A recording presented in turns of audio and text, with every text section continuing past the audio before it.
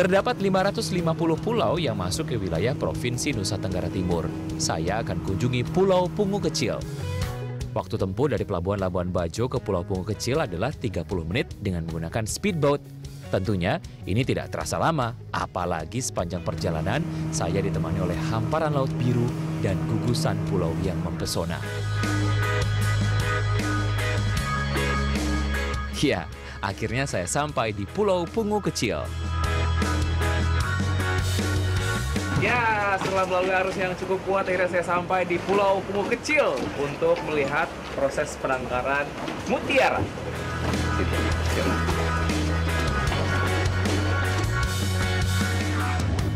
Di area darat dan laut sekitar Pulau Pungu Kecil, terdapat tempat penangkaran mutiara yang dikelola oleh PT Cendana Indo Pearls.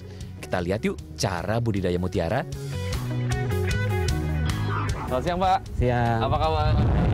Iriano. Iriano Wiki dari Berita Satu. Ini kalau ngomongin soal mutiara, Pak Iriano adalah orang yang sangat expert di bidangnya, betul ya, Pak? Ya, kurang lebih begitu. Udah berapa lama bergerak di sekitar mutiara? 25 tahun saya di Oh, budidaya mutiara. oke. Berarti benar cocok kalau saya tanyain soal mutiara. Ya. Soal kualitas mutiara Indonesia gitu ya. Ada yang bilang nomor 5, ada yang bilang nomor 7 gitu. Ada yang bilang nomor 3. Sebenarnya yang benar yang mana tuh, Pak? Sebenarnya kan kualitas daripada mutiara Indonesia ya tidak kalah lah dengan dari luar negeri. Cuman kita belum bisa menemukan kita di nomor berapa. Tetapi yang penting sekarang bagaimana kita membentuk mutiara itu untuk khususnya Indonesia dengan kualitas yang lebih baik. Biarkan kemudian market menilai kita ada di posisi berapa gitu. Ya. Karena secara quality sangat bagus dan bisa ditandingkan dengan yang lain. Ternyata memerlukan proses panjang untuk memperoleh mutiara berkualitas. Dari 60 juta anakan yang dihasilkan dari sebuah perkawinan induk kerang mutiara, hanya 10 hingga 15%-nya saja yang bertahan. Jumlah tersebut juga akan berkurang secara drastis, bahkan bisa gagal jika ekosistem tidak mendukung. Dari suhu, ketersediaan pakan secara alami, limbah, dan lain sebagainya. Lalu pada usia 20 hingga 24 bulan, kerang mutiara siap ditanam nukleus atau bibit mutiara. Setiap ekor kerang mutiara dapat memproduksi 1 hingga 2 buah mutiara. Dengan demikian, jika usia maksimal seekor kerang adalah 4 tahun, maka selama hidupnya ia hanya dapat memproduksi 2 butir mutiara saja. Maka tak heran jika harga jual mutiara cukup tinggi. Terang saja, proses budidayanya saja tidak mudah. Oke, kita ke showroom yuk. Di sini saya melihat berbagai macam mutiara yang sangat populer di mata penggemarnya. Ada mutiara yang dirangkai dengan logam mulia hingga biji mutiaranya saja.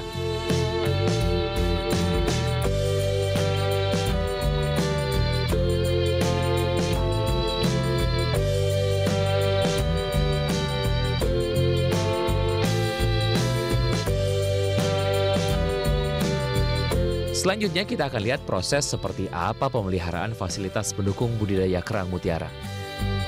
Selamat siang. Siang, Pak. Dengan Wiki dari Berita Satu. Ya, saya Samsudin. Oh, Samsudin. Pak Samsudin, saya manggilnya apa nih, Pak? Din, Pak Din, oke.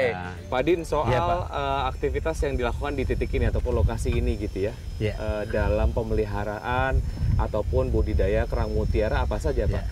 Kita untuk di darat sini ada beberapa sarana penunjang seperti net, bola, terompom, tali. Itu untuk sarana penunjang untuk pemeliharaan kerang di laut. Karena di situ kita ada dengan menggunakan pemeliharaan dengan blok, sistem blok. Ya, yang menggunakan harus ada bola, harus ada net, harus ada tali dan pom yang memang selalu kita siapkan untuk area sini kita siapkan.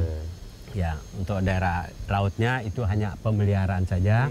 Nah, bila mana ada kerusakan net ataupun bola ataupun drum pom yang harus diganti ataupun tali, jadi kita ambil yang rusak di sana, kita bawa ke darat, kita benahi, kita perbaiki, baru kita kembalikan ke laut benaya.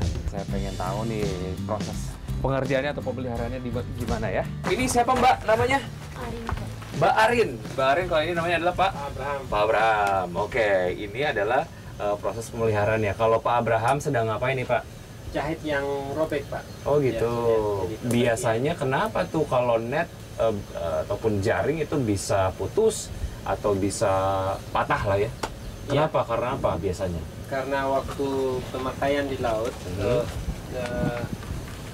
terkadang tiram yang seperti itu tadi netnya di sini, lalu waktu tiramnya dipukul, netnya ini ikut Terpukul. bibir, ya akhirnya diputus. Oh gitu, sip. Dan setelah ada yang putus terus disambung. Iya, iya. Oke, cara nyambungnya susah nggak sih Pak? Pakai apa sih alatnya? Ya, pakai alat ininya dari asli. Oh, ini. oke. Ya. Tadi Pak Din sempat cerita bahwa ada net yang biasanya ditempeli oleh kerang-kerang ya, ataupun tiram-tiram gitu. Nah, di situ kebetulan ada, saya pengen tahu cara ngebersihinnya gimana. Sorry Mbak. Oh, ya. Siap. Oh, ini ada alat pukulnya. Ini mukulnya harus sekencang mungkin ya, enggak? Siap. Oh, dikasih balok di bawahnya. Nah, ini ya. Ya. Oh, dipukul sekeras mungkin supaya. Oh, oke. Sampai copot aja gitu. Sip. Ini harus betul-betul bersih semuanya. Kalau ada yang sisa, nanti si kerang mutiaranya terganggu ya, Pak ya? Ya.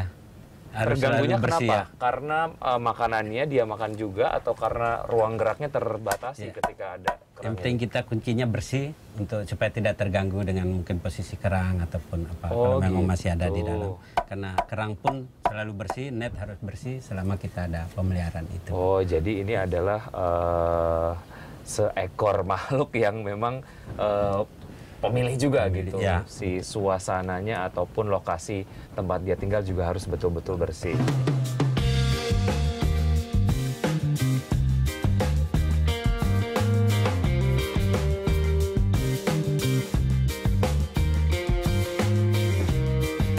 Wah, ini adalah salah satu alat juga yang digunakan dalam budidaya kerang mutiara. Ya, betul. Ini apa namanya, Pak? Ini jangkar, ya. Jangkar. Jangkar dari beton, ya, untuk penahan daripada tali long line, ya, untuk penahan tali long line. Itu satu kali kita untuk kayak kita ini ada utara selatan, jadi satu sebelahnya itu menggunakan 80 piece. 80 piece ini? 80 piece kita pakai. Wow. Karena di sini arusnya cukup kencang. Harusnya kuat, Ya, makanya jadi- jangkarnya harus banyak. Ya, 80. Oke, saya pikir tadi begitu Bapak sedikit menjelaskan jangkar, bentuknya seperti jangkar-jangkar yang di kapal itu, Besi, enggak ya? Enggak, Pak. Bentuknya seperti Ya. ini, supaya tidak hanyut. Ya, karena 80 itu kurang lebih sekitar 4 ton untuk Siap. beratnya. Siap. Ya. Jadi tidak, walaupun arus kencang, tidak mungkin jangkarnya akan larat ataupun paling mungkin talinya, tali jangkarnya akan putus.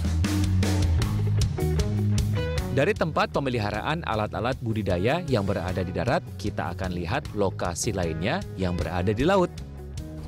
Ya, misalnya kalau Anda lihat di sebelah sana, ini adalah tempat di mana anak-anak kerang berusia 4 hingga 6 bulan ditempatkan.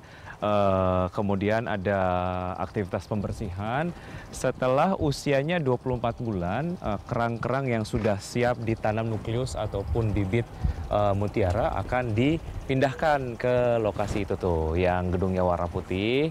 Nah, di situ adalah tempat operasi, dibilangnya seperti itulah ya. Nanti kerangnya dibuka, kemudian si bibit nukleusnya akan dimasukkan. Kemudian setelah dimasukkan, akan kembali dimasukkan ke dalam laut gitu ya, untuk akhirnya si kerang itu membuat nukleus menjadi mutiara yang siap dipanen. Dari Pulau Pungu Kecil, saya akan menuju ke salah satu pulau besar yang ada di Provinsi Nusa Tenggara Timur, Pulau Padar. Setelah jeda berikut ya.